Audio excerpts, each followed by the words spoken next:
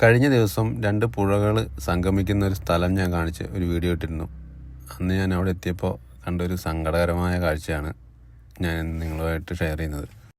ഈ ചാലിൽ ഒരുപാട് മരങ്ങളുണ്ട് 2 സൈഡിലും, ആ ചാലിന് നടുക്കൊക്കെ ആയിട്ട്. പക്ഷേ ആ മരത്തിലെല്ലാം ഇതുപോലെ തുണിയോ പ്ലാസ്റ്റിക്കോ ആയിട്ട് പല വേസ്റ്റുകളും കുടുങ്ങിക്കിടക്കുന്ന ഒരു വളരെ വിഷമകരമായ ഒരു കാഴ്ച ഞാൻ കണ്ടു.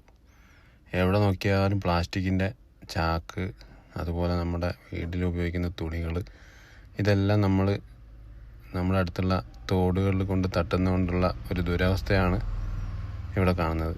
കണ്ടോ, എന്തുമാത്രം വേസ്റ്റാണ് ഇവിടെ വന്നിട്ട് തങ്ങിക്കിടക്കുന്നതാണോ. ഇപ്പോൾ ഹരിതകർമ്മസേനയുടെ അംഗങ്ങൾ വന്നിട്ട് നമ്മുടെ വീട്ടിലെത്തി എല്ലാ മാലിന്യങ്ങളും ശേഖരിക്കുന്നുണ്ടല്ലോ.